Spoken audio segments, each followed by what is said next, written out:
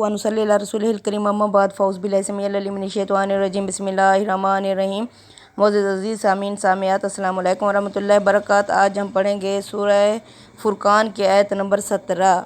यहशुरूहुम, जिस दिन ये उस दिन का ध्यान करें जिस दिन वो इन्हें जमा करेगा। वमा याबुदून, और उनको भी जिनकी ये लोग बंदगी करते थे, मिन दूनिल्लाहि, अल्लाह को छोड़कर।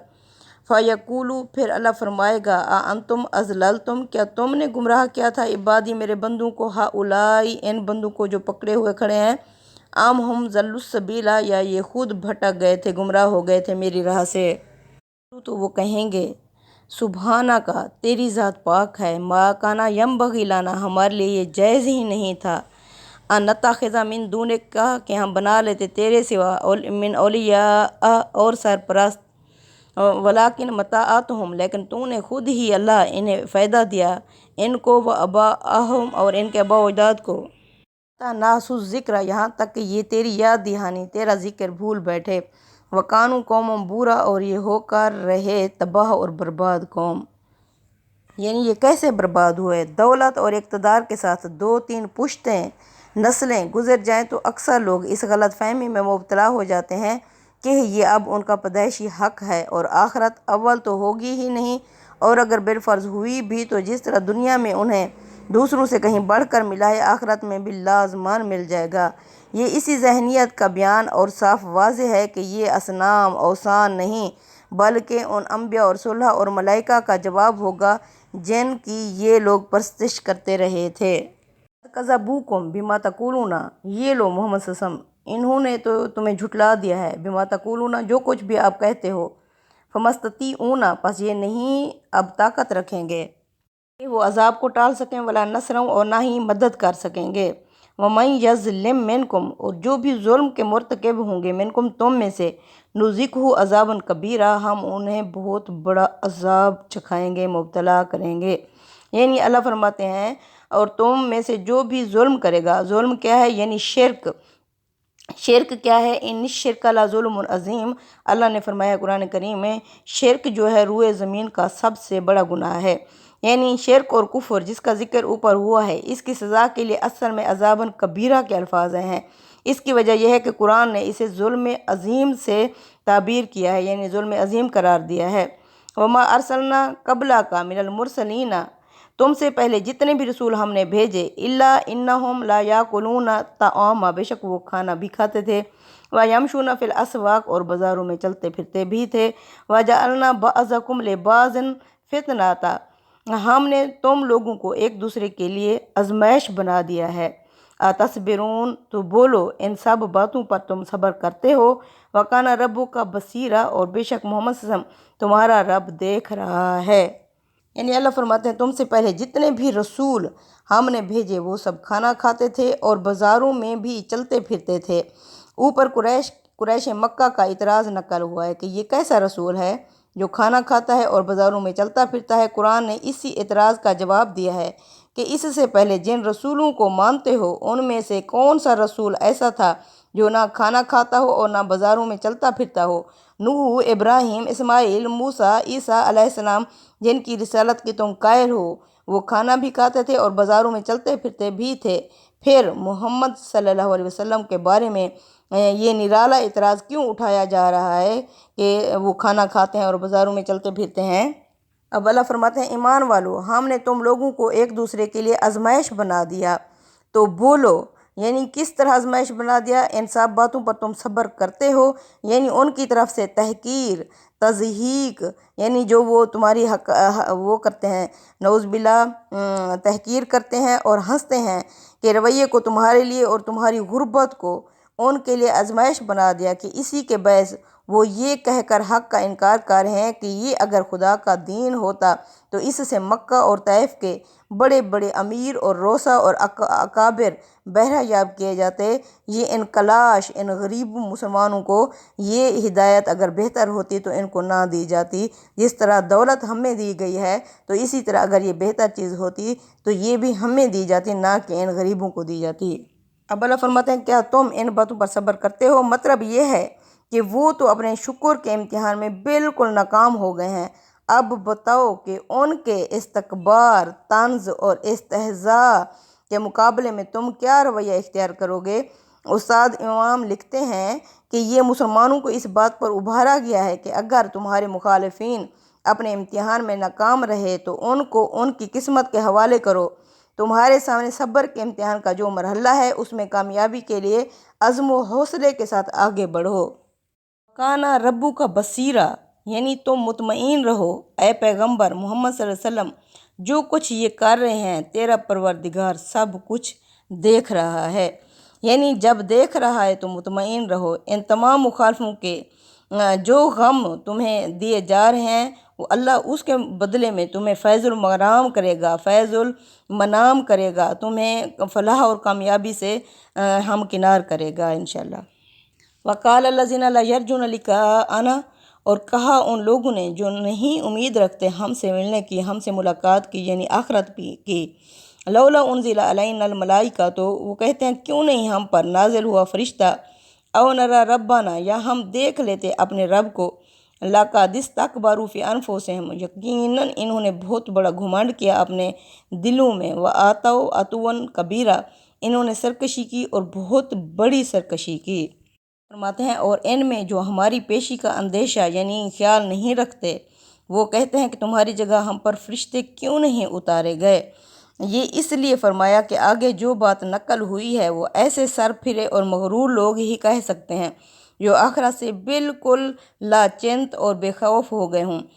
الذین کافروا کی بجائے اللہ تعالیٰ نے ان کا ذکر ایک ایسی صفت سے کیا ہے جو ان کی جہالت اور ان کے غرور کو پوری طرح بے نقاب کر دے۔ یا وہ کہتے ہیں کہ ایسا کیوں نہیں ہوا کہ ہم براہ راست اپنے پروردگار کو ہی دیکھتے۔ یہ اپنے جی میں بڑا گھمنڈ لیے بیٹھے ہیں اور اپنی سرکشی میں بہت بڑھ گئے ہیں۔ یعنی خدا کو بے حجاب دیکھنے کا یہ مطالبہ بھی نہایت مغرورانہ ہے۔ مدعا یہ ہے کہ کسی کو پیغامبر بنا کر بھیجنے کی بجائے اسے خود سامنے آ کر ہمارے ساتھ بات کرنی چاہیے تھی، یعنی اللہ کے بارے میں کہتے ہیں کہ وہ صورتحال پیدا ہی نہ ہوتی جو اس وقت پیدا کر دی گئی ہے۔ ان کے مطالبات میں جو گھمنڈ چھپا ہوا تھا یہ قرآن نے اس پر کاری ضرب لگائی ہے۔ اللہ فرماتے ہیں یوم یرون الملائکۃ، جس دن یہ لوگ دیکھ لیں گے فرشتوں کو، لا بشری یومئذ للمجرمین، اس دن کوئی خوشخبری نہیں ہوگی ایسے مجرموں کے لیے، ویقولون، اور یہ اس وقت کہیں گے مہجورا، یہ ان کو دیکھ کر چیخ اٹھیں گے کہ پناہ پناہ، وقدمنا الی ما عملوا، اور ہم متوجہ ہو جائیں گے ان عملوں کی طرف، من اعمال جو انہوں نے کیے ہوئے ہوں گے، فجعلناہ ہباء منثورا، پھر ہم ان عملوں کو اٹھا کر اڑتی ہوئی خاک بنا دیں گے۔ اصحاب الجنت یومئذ خیر، جنتی جو ہوں گے اس دن، خیر بہتر، مستقروں ٹھکانے میں ہوں گے، وہ آسان و مقیلہ، اور بہترین آرام گاہ میں ہوں گے۔ سبحان اللہ۔ اللہ فرماتے ہیں جس دن یہ دیکھ لیں گے فرشتوں کو تو اس دن فرشتے جو ہوں گے وہ ان کے لیے کوئی خوشخبری لے کر نہیں آئے ہوئے ہوں گے، ان کو دیکھ کر یہ چیخ اٹھیں گے پناہ پناہ۔ اصل میں ہجرن مہجورہ کے الفاظ استعمال ہوئے ہیں، عربی زبان میں ہجرن استعاذے کے لیے یعنی پناہ مانگنے کے لیے آتا ہے، جیسے معاذ اللہ، یہ پکاریں گے پناہ پناہ، بچاؤ بچاؤ ہمیں، یعنی اللہ فرماتے ہیں اس دن جو جنتی ہوں گے وہ بہترین ٹھکانے اور بہترین آرام گاہ میں ہوں گے۔ اصل میں لفظ مکیل استعمال ہوا ہے، اس کے معنی قیلولہ کی جگہ کے ہیں، لیکن اپنے عام استعمال کی وجہ سے یہ اس سے الگ ہو کر صرف آرام گاہ کے معنی میں آ جاتا ہے۔ وَيَوْمَ تَشَقَّقُ السَّمَاءُ بِالْغَمَامِ، جس دن آسمان ایک بدلی کے اوپر سے پھٹ جائے گا۔ وَنُزِّلَ الْمَلَائِکَةُ تَنزِيلًا، وہ نمودار ہوگی، یعنی بدلی نمودار ہوگی اور فرشتوں کے پر اس کے اندر سے اتارے جائیں گے۔ الملک یومئذ الحق للرحمن، اس دن حقیقی بادشاہی صرف خدائے رحمان کی ہوگی۔ وکان یومن علی الکافرین عسیرا، وہ دن منکروں کے لیے بڑا ہی سخت دن ہوگا۔ یوم یعض الظالم علی یدیہ، اس دن ظالم اپنے ہاتھوں کو کاٹ کھائے گا۔ یقول یا لیتنی، اور کہے گا ہائے کاش، لاتخذت مر رسولی سبیلا، کاش کہ میں نے رسول کا راستہ اپنایا ہوتا۔ لاتا ہے افسوس، لیتنی لم اتخذ فلانا خلیلا، کاش کہ میں نے فلاں کو اپنا دوست نہ بنایا ہوتا۔ لقد اضلنی عن الذکر، یقیناً اس نے مجھے گمراہ کر دیا نصیحت سے۔ بعد اذ جاءنی، جبکہ اس کے بعد کہ وہ نصیحت میرے پاس آ بھی چکی تھی۔ وکان الشیطان للانسان خذولا، اور شیطان ہے ہی انسان کو ذلیل و خوار کرنے والا۔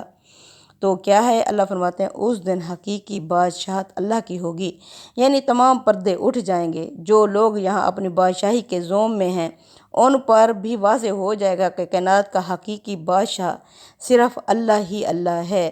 اللہ فرماتے ہیں جس دن ظالم اپنے ہاتھ حسرت سے کاٹے گا اور کہے گا کہ کاش میں نے رسول کے ساتھ راہ حق اختیار کی ہوتی، ہے میری بدبختی، کاش میں نے فلاں شخص کو اپنا دوست نہ بنایا ہوتا۔ اسی نے گمراہ کر کے مجھے خدا کی یاد دہانی سے بہکا دیا تھا۔ کس طرح بہکا دیا تھا؟ کہ اس نے مجھے گمراہ کر کے اللہ کی یاد سے بہت دور کر دیا تھا، اس کے بعد کہ وہ میرے پاس آ بھی چکی تھی۔ ارشاد ہوگا شیطان انسان کے ساتھ بڑا ہی بے وفائی کرنے والا ہے۔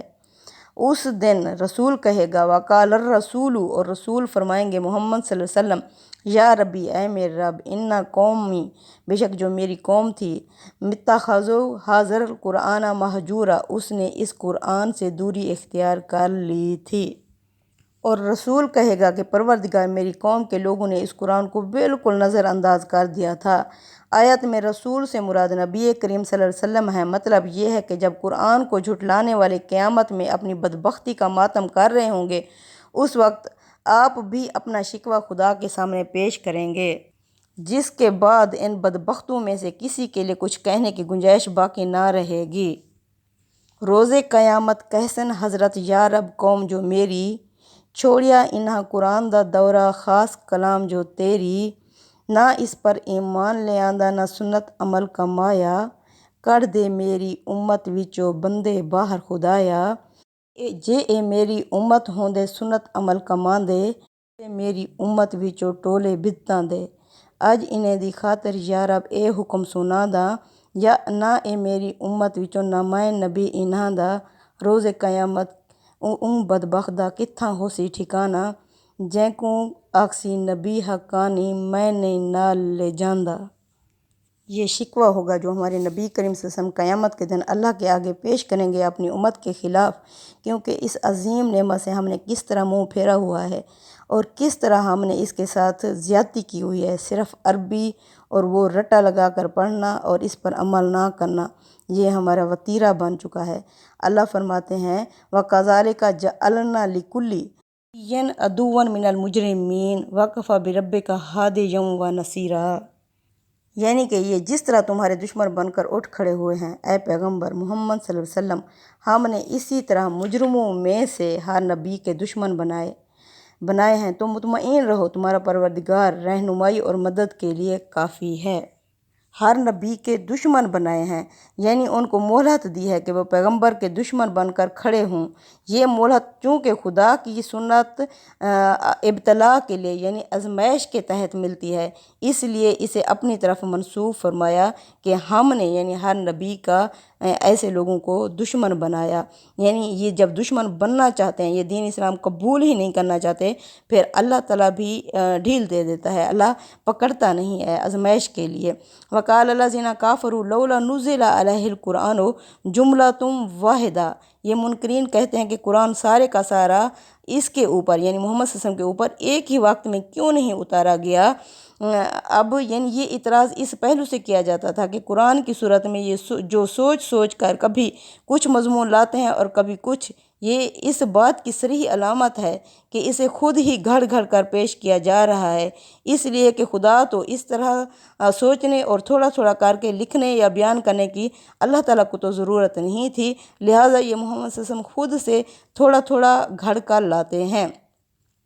اللہ فرماتے ہیں لِنُثَبِّتَ بِهِ فُؤَادَكَ، یہ ہم اس لیے کرتے ہیں تاکہ ہم مضبوط کر دیں، یعنی تھوڑا تھوڑا نازل کر کے اس سے فؤادہ کا آپ کے دل کو، وَرَتَّلْنَهُ ترتیلا، اس لیے ہم نے اسے ٹھہر ٹھہر کر اتارا، یعنی ہم نے ایسا ہی کیا اس لیے کہ اس کے ذریعے سے ہم تمہارے دل کو مضبوط کریں۔